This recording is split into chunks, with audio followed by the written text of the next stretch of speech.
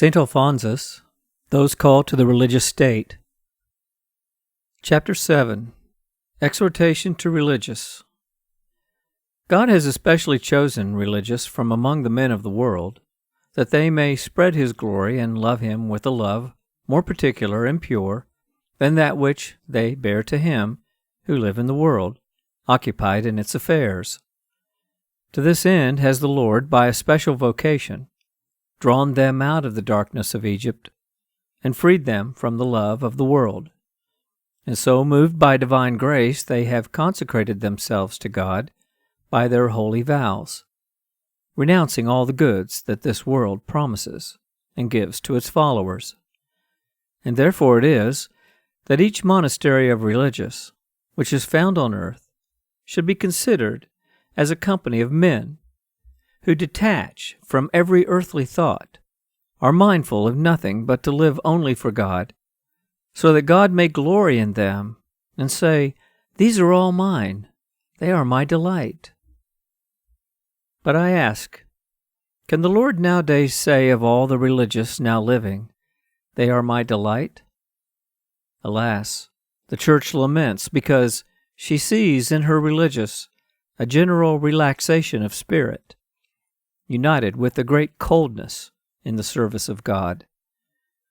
It cannot be denied that amongst so many there are some who live as good religious, free from worldly attachments, intent on becoming saints and bringing souls to God.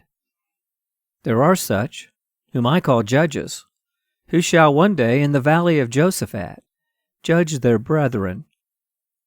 But these good religious, these judges, how many are they? O God, they are too few. It is evident enough, and therefore the Church laments with all those that love the glory of God. It is not becoming to my littleness to talk here as a censor, and to note down the defects into which nowadays religious commonly fall, whereby, instead of giving edification by their example, they are the objects of talk, and give scandal to others. But someone will say, "You who set up for a reformer, tell us what those common defects are. Tell us what we have to do to be good religious." I answer, I pretend not to reform the world, and therefore will not undertake to declare in particular the faults that have nowadays become common. To you who ask me thus, I say only that you know full well what you have to do in order to be a good religious. In your novitiate, you were fully instructed by good masters in the practice of the virtues, which you had afterwards to practice in religion, that is, obedience, detachment from earthly affections, the love of poverty, the abnegation of yourself, the desire of being humbled, and those other virtues that are necessary to live as a good religious. But since in these times lukewarmness and relaxation have become general, and since religious pay little attention to the obligations of their state, as a consequence they care little about mending these defects.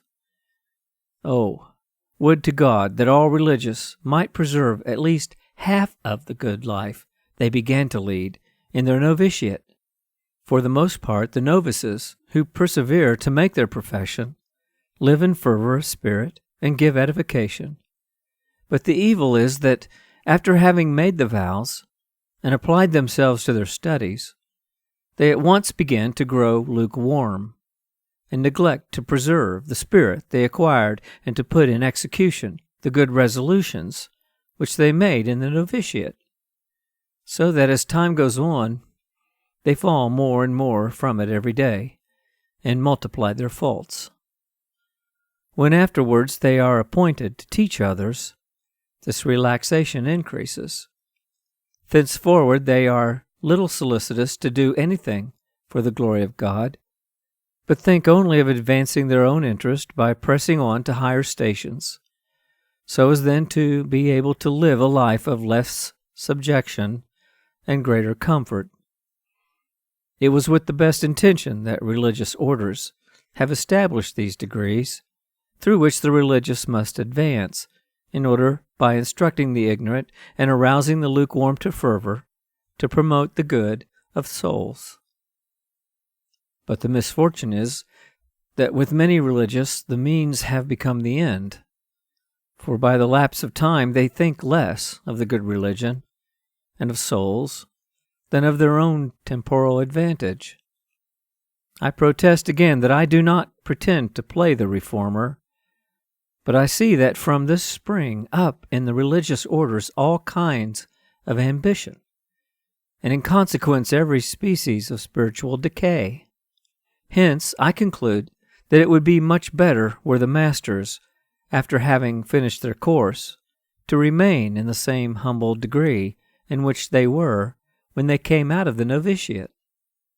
For then each one would think of fulfilling the duties of his office, not for private ends, but only to accomplish the will of God, and to obey his superiors.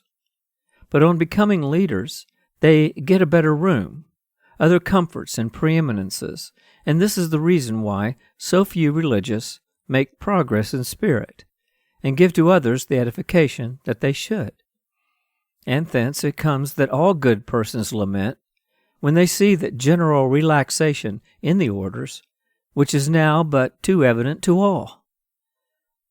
Where shall we, generally speaking, nowadays find in religious the spirit of obedience, of poverty, of mortification, of interior abnegation, where the love for solitude, for a hidden life, the desire of being despised, which we find in the saints? These kinds of virtue have become strange things, and even the name of them seems to be lost. But what would be the remedy for so great and universal an evil? What shall I say? The remedy has to come from heaven, and therefore we should pray to the Lord that he may, in his mercy, remedy it by his own power. Because as the good spirit of religious communicates itself to seculars, so do they also participate in their relaxation. I, for my part, believe that this decay in the religious orders comes, for the most part, from the want and neglect of mental prayer, and this comes from the want of retirement and recollection. Experience shows too well that the more certain persons treat with men, the less they desire to treat with God, and the more they become familiar with the world, the more God retires from them.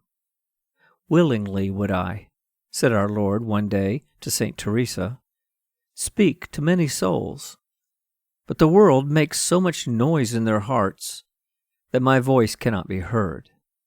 Immersed, as many religious are, in the affairs of the world, they think little of uniting themselves more closely to God. They would like to get out of the mire of their tepidity and free themselves from their earthly attachments in which they find themselves entangled. But their passions, which they make no effort to overcome, always draw them downwards. Thus they lose the love of mental prayer. The old monks gave much time to mental prayer, and in this way they became saints. And by the edification that they gave, they also sanctified others. But nowadays all fails, because the spirit of prayer is wanting, and therefore religious are without humility, without detachment from the world, and without love of God. And the love of God being wanting as a consequence, other virtues are wanting too. Let us then beseech Jesus Christ, who alone is able to remedy so great an evil. Let us beseech him to infuse into religious his holy love, and the desire of becoming saints. For it seems that religious at present have even lost the desire of becoming saints. Everyone sees the need there is of a general reform in the religious orders, in the priests, and in the seculars. As the corruption of manners has everywhere become so general, we should repeat every day the prayer of David, which, in these times, is much to the purpose. O Lord, the vineyard, thy church, planted by thy Son, at the cost of his blood, is in ruin on all sides. Visit and restore it, thou, who alone canst restore it. Psalm 79:15. End of chapter 7.